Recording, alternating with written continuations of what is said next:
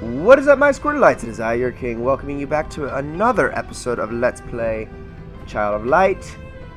This episode is another post-commentary, the last full post-commentary video. I hit that switch up there to stop the rotating wheel over there between the editing got a little bit jumbled up, so things happen, so I can now show what this does. Turning this actually rotates the wheel, and then the switch over to the left bit opens up the door. I also got that, this thing, I also got a few treasures over here as well off screen. But completely on accident, it was another audio issue, ended up popping up right as I was starting this episode, and so it was like, oh, well, suddenly not in the same place as I was before anymore. And also finding that as another alternate path. I guess, considering this is just going to be one more episode of just going through things, I think I'm going to take this time just to gush, because I wanted to do that in the last video, but I'm going to do that in this episode, and I'm going to do my very, very best not to make any statements that like piss people off, because I don't mean to do that, because I definitely have my own tastes in games, that actually, I don't know a lot of people that share my taste in games, like, at all, and I'm sure there are some out there who do, but I haven't found many, that have, you know, completely similar interests, or even very similar interests. Just share a couple favorites here and there with me. And I like pretty games, okay? That's another reason I'm enjoying this game a lot. This game is gorgeous. I freaking love this art style, alright? It's so pretty. And I know a lot of people, like, you know, that's always a perk. A beautiful game's always a perk. But it's so important for me. I don't know. It's got to be a pleasant experience. Like, a pleasant thing to look at for a game. And this game does that so well. Just so well. You guys, it's magical. It's seriously magical. Like, how well this game handles just its art and its conveyance. It's so beautiful. Like, Ubisoft, however you say it. Come on, guys. This, like, seriously, make IPs like this. Like, no, I don't want a Child of Light 2, okay? No more milking sequels, please. Stop the sequel milking, all right? It's getting old. I want new things. I want original things for once. But and this has been that. That's I think another reason I enjoy this game so much is because it's like, this is this is a type of RPG that hasn't been tapped into for what could safely be said at this point almost a decade. Like, and done well. Like, seriously, I think, because I can't really think of any other RPGs of this style, because I know Grandia, I don't know, has Grandia had any releases recently? If it has, then maybe so. But other than it, like, the only one that comes to mind is Thousand Year Door, and that came out, what? At this point, over 10 years ago. I think it came out, no, it was either 04 or 05. And I think it was 04. And, like, this type of RPG is just, it's not explored enough. It's too much of the, and,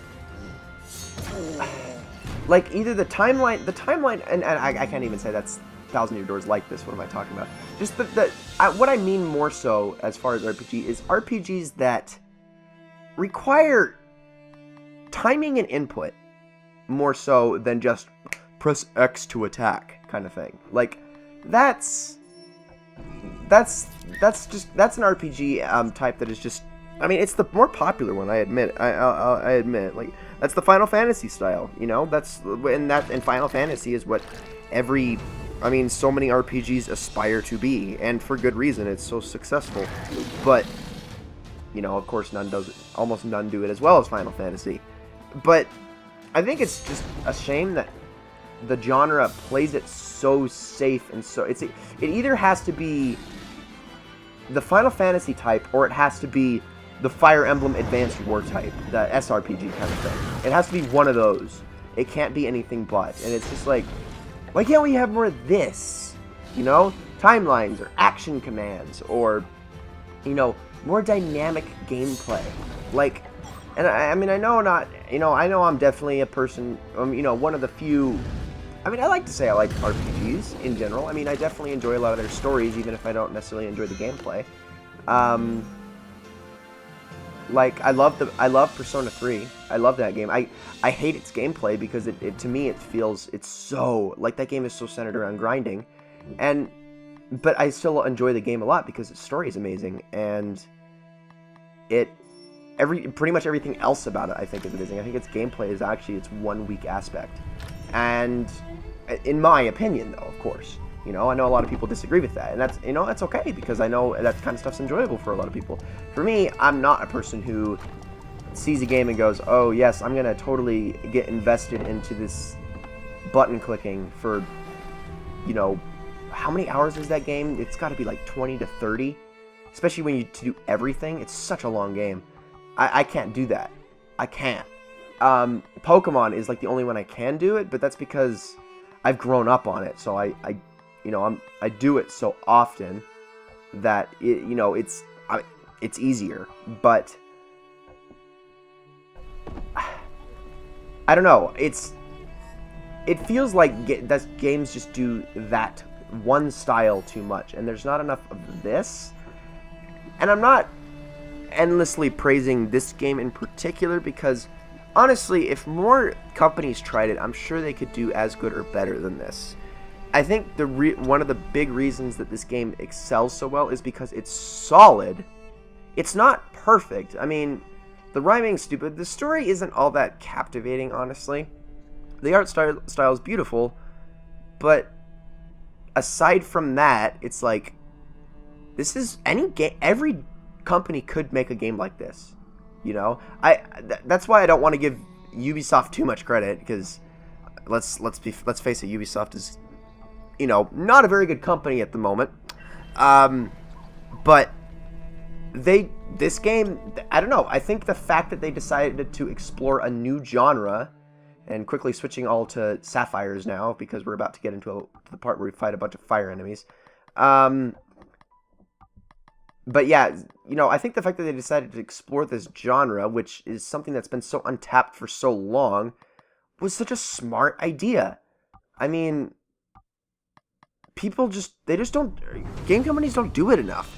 And it's not the only untapped genre. There are plenty of untapped genres. Freak, the collectathon platformer, the Banjo-Kazooie style platformer thing, how often is that done anymore? Gosh, that to this day has not been well done since the 64. It's like,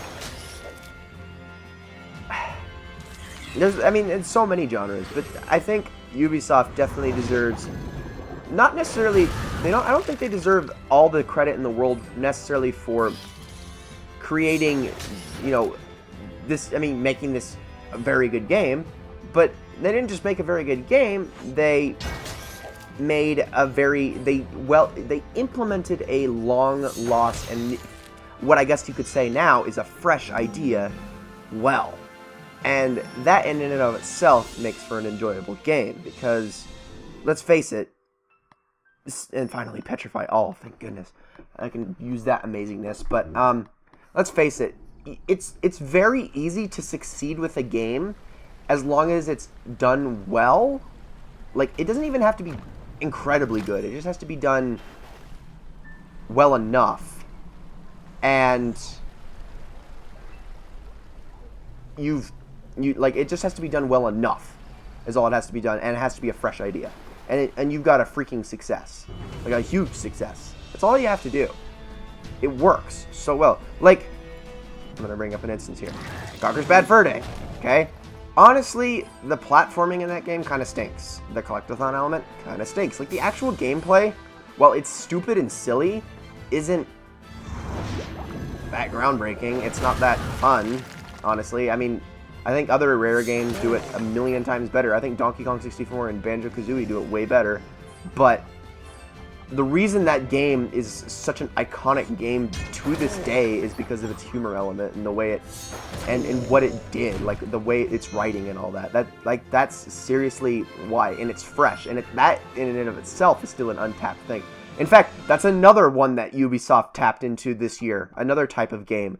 And granted, they used a TV show that's already been using that humor for you know, almost since Conker's Bad Fur Day's been, like, longer than Conker's Bad Fur Day, or before that even came out.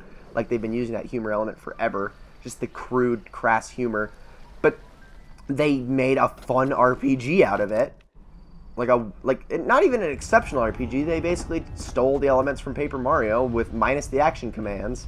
Well, no, sorry. What am I talking about? Yes, they had the action commands. They basically stole the Paper Mario element and slapped the South Park skin on it. And it works. It works. It's got the humor that we never see in video games. It's got the RPG, this, you know, RPG element that we don't see very often. And voila. It didn't even have to be spectacular. It had to just have the South Park writers writing in there, which it did. It had their writing, and that was it. And it works. It got Game of the Year nomination. So did this. For good reason. Because seriously, we're in a point, we're to a point nowadays where freshness in video games is in and of itself one of the biggest positives you can possibly have. Because, I mean, everything gets to that point. I mean, TV, movies, same thing. People are so tired of sequels, okay? So tired of sequels. So tired of, or you know, formulas that, like, that copy from others. Like, I am honestly surprised that Tomb Raider, the reboot, got away with what it did. Because, I mean, I guess it's... No, I can't say it. I'm surprised it got away with it because it seriously... It wasn't borrowing from its predecessors, its old Tomb Raiders. It was seriously stealing the Prince of Persia Uncharted formula. But more so Uncharted. Like, it seriously just stole straight from that game. Like, and then added, like, a little bit of RPG elements. And it worked. Like, I mean, yeah, it did it solidly, but it's like... People were still giving it Game of the Year nomination. It's like... I was playing through that game and I was like, oh, good. It's a great game, but it's still worse than Uncharted. And that's all I can think of when I play it. And it's like, you know, props to Ubisoft, you know. It's funny that they can get that right, but then at the same time, they're also the biggest offenders of it too, because of Assassin's Creed. Oh my gosh, now that I think about it, that's hilarious. They're seriously the biggest offenders of that with Assassin's Creed, because who isn't sick of Assassin's Creed at this point? Like, I can't think of a person who is, and I'm sure there are because people are still buying the games. I mean, there's still people who love it. Because people are still buying it. I mean, it's still sold really well. Assassin's Creed Unity sold really, really well. Definitely well enough that Assassin's Creed Victory's coming. I mean, you know, it's like... I don't know. I don't know when it's going to click exactly, but this game is great. All right, it's a fantastic game. It's a relatively untapped genre. It feels like a fresh experience, and it's implemented not perfectly, but it's implemented solidly. Like, it's done right. Like, it's got few flaws. It's not flawless. It's just got few flaws, and that in and of itself is all it takes. Developers, take the hint. Yeah. But who am I to talk about that, right? I'm just a guy with a sucky YouTube channel that has like 1,200 subscribers. Who cares? No one listens to my opinion. Blah, blah, blah, blah. Sorry. I ended up ranting more than I wanted to in this video, and it's gone on for like 13 minutes, but I just wanted to talk about it because this game, it deserves credit. It really does. It's a great game. Child of Light is... I mean, there's a reason in my video it's my game of the year, because in my top 10 games of 2014 it was my number 1 because it was fresh. I mean, it did something right.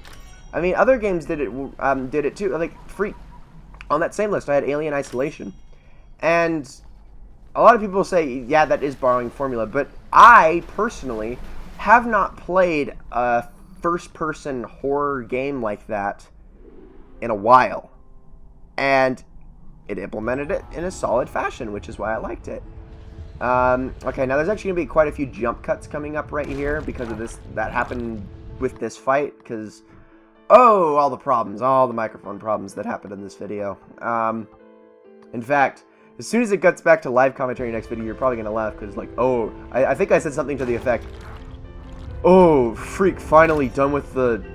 You know, I hope that's it for the microphone issues. Using a new microphone in this video now. And all that crap. Actually, no, this might have been where I cut the episode. Yeah, but... Oh well, miscut. It doesn't matter. We'll continue it. I have another place I cut it anyway. But yeah, like this is... I ran into just all sorts of problems right here. With this fight. But anyways, this is a boss fight. And this is actually a decent boss fight. Freaking dealing with these rocks, though. Luckily, we have Finn. Now, unfortunately, we have the stupid Petrify. Or the stupid physical... well, Petrify is lovely, but, of course, they all physical counter. Now, luckily, they only physical counter, so they are impenetrable to physical attacks. That's their deal. But the reason that... Well, I got a lucky break there, because one dodged it and the other two got paralyzed. Their armor does nothing to Finn's Monsoon, so his damage doesn't get changed at all. So I believe a good Petrify. I can't remember if it kills the bottom rock. It might. But just focusing on the big guy, and this actually, I don't think this fight doesn't take too long. Okay, no, it's still there. I'm surprised they're not countering. Maybe they don't have a counter. I don't know. Oh yeah, he's already dead. Holy crap! I'm surprised he went first. Like that's actually kind of funny. And then he just wastes his turn on gathering strength. GG, man. GG. And then just knock, I suppose. How are they not dead? There's that counter. I'm surprised that didn't show up sooner. This fight was actually really easy, and it's good experience. Boss fights are always good experience. You almost get, I think you get 5 digits for this one of experience, which is dang good. Unfortunately, he's got his stupid shield up, so he's going to be resistant. Look at what how a knock does. 15.